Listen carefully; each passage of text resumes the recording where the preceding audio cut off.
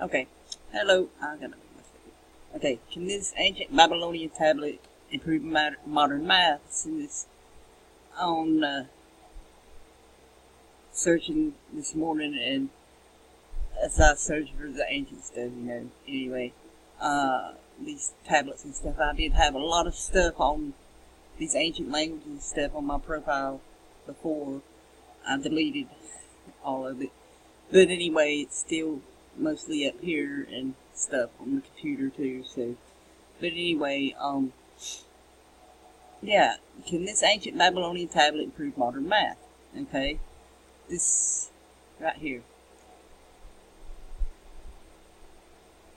It's been sitting in there since 1923. Discovered by George Arthur Plimpton. It's called the Plimpton 322. It's the size of a cell phone, like about this size, I would say, maybe a little bigger. Features 4 columns, 15 rows of cuneiform numbers written.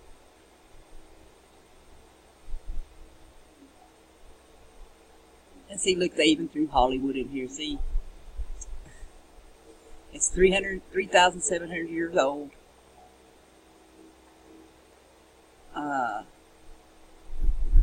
Oh no, wait. It was sold to this guy. I'm sorry, he didn't find it. This guy did. Edgar Banks. In the early 40s, Brown University mathematics historian Otto Neugebauer studied it and concluded that the rows and columns of numbers form parts of Pythagorean triples, or 3 numbers that provided the solution to the equation A to the second power plus B to the second power equals C to the second power. I don't know much about math, so, anyway, not one of my strong subjects, but the number series 345 is a popular triple example, and it's also the equation used to describe the dimensions of right-angled triangles.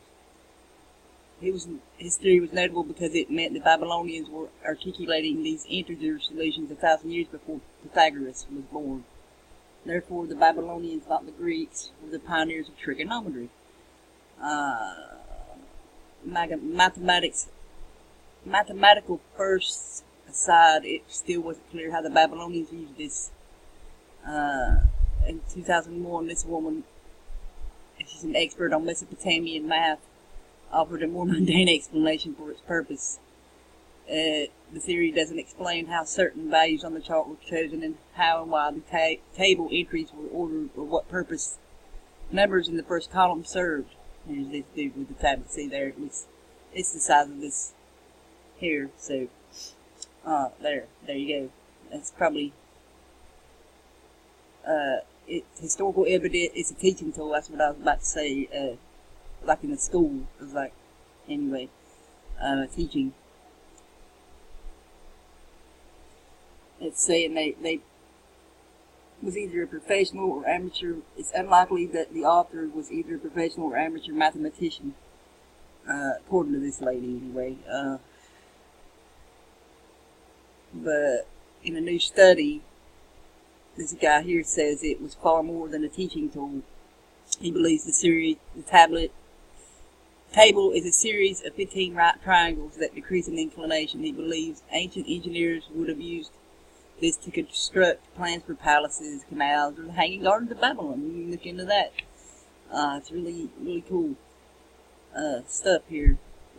Anyway, like they say, we weren't that advanced back then. Even before, we were advanced. I got some other stuff besides this stuff too that I'll put up if I have the time. If not, I'll make another separate video about it. He says it represents the world's oldest and most accurate working trigonometry table, even today. That's because the Babylonians used the base 60 rather than the base 10 like we do, which permitted more accurate fractions, and here's a video about it on the page here. This is not only the world's oldest trigonometry table, it's also the only completely accurate trigonometry table on record. It has enormous potential for applications in surveying, computers, and education. It's rare that the ancient world teaches us something new after 3,000 years. Babylonian mathematics might come back into fashion. Seriously. like we've said before, this is just, we were more advanced back then, and the ones in power, they know this stuff. They keep this stuff hidden, and it's,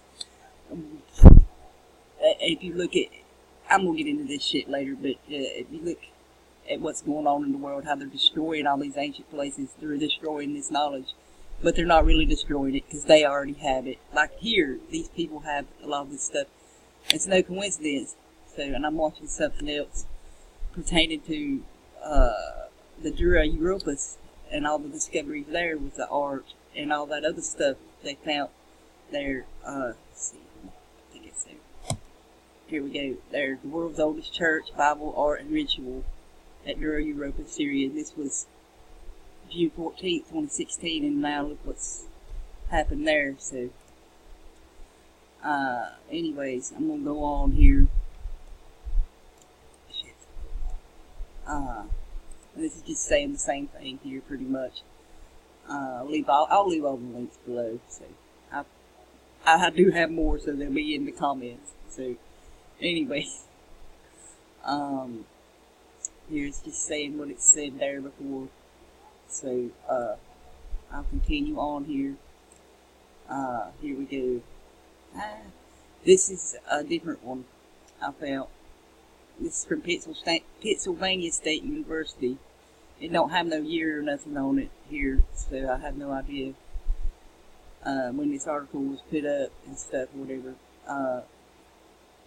It's an ancient Mesopotamian clay tablet with interesting and important mathematical content. Oh, but this is from Yale collection, but this thing here was written by these people from Pennsylvania State University. So, anyway, it's really, like they say, you know, what apocalypse means. It means an unveiling, or ain't it apocalypse? Yeah, it means an unveiling, and look at what's been coming to light here in the last few years. All this ancient knowledge resurfacing. So, look, like I've said, you know, they know this stuff is out there. They're just putting it back out there, saying, "Oh, look, this is something new we found," and stuff. You know, when they, like all these, like I said, this stuff. It's no surprise to me, you know, because they're gonna tell us, "Yo, we weren't that advanced." No, but yeah, we were.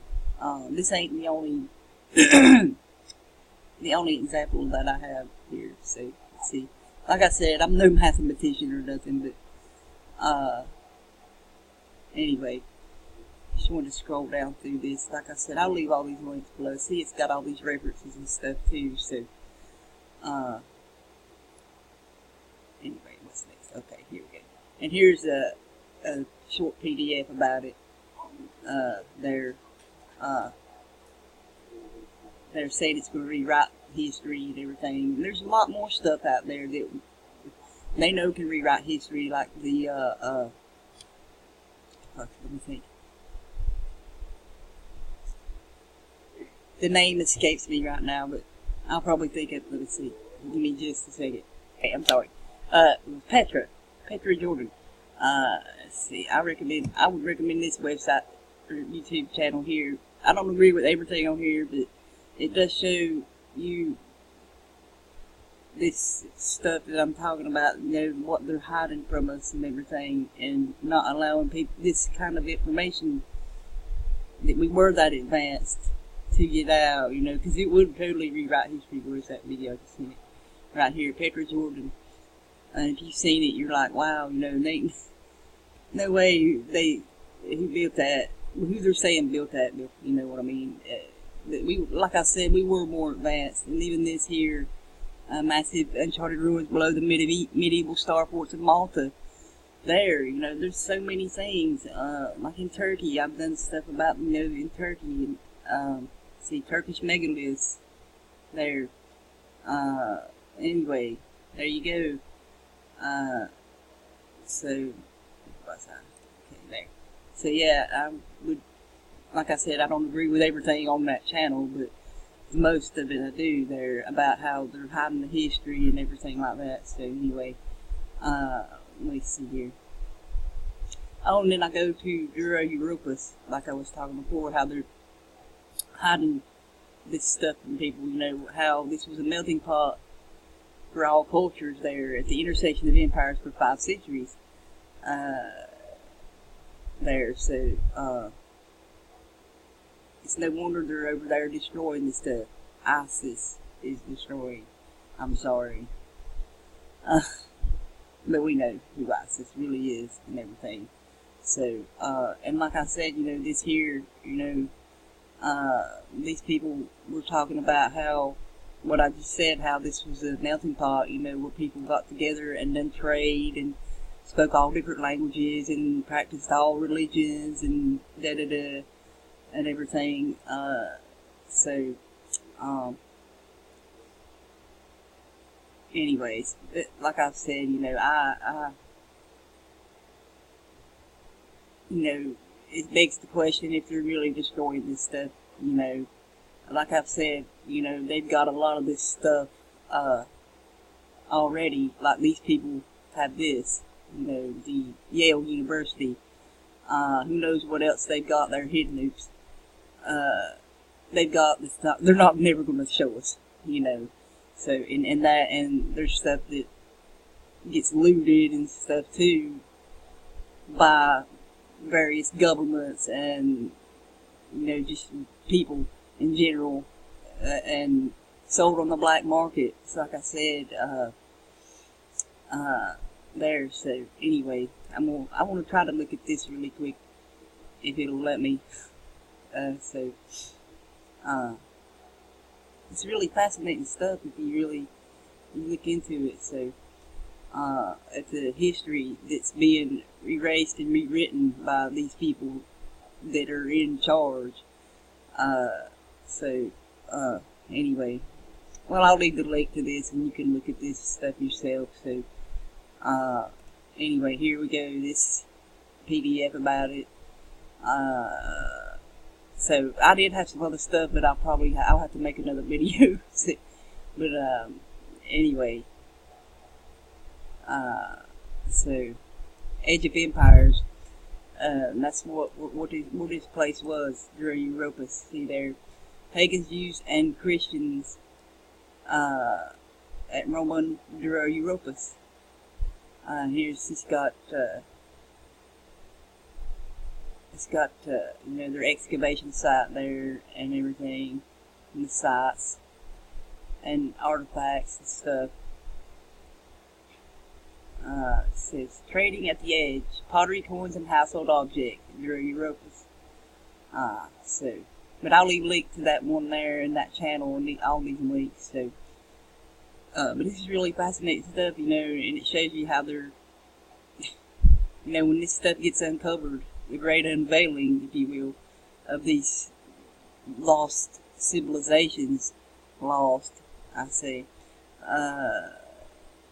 you know, and then you have all these factions over there destroying this stuff. It's really sad to see if they are really destroying this stuff, you know, because that's our ancient history. It's much like going on here, you know, when they destroy that history, they can rewrite it however they want it, you know. So, and that's what's going on with this here. I mean, if you look this up, Deir, ez-Zor, I think it's called. It's right near here. That's, you know, a major conflict zone over there. Like I said, it's anyway.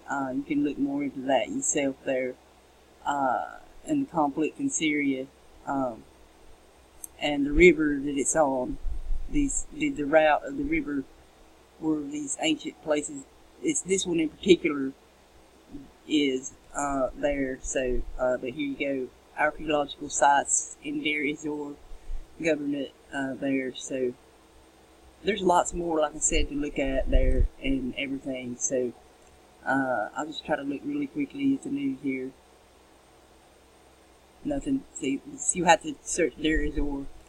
So, but I'm running out of time here, and I got another video coming after this about So much love, everybody, and thank you for watching. I'll see you later.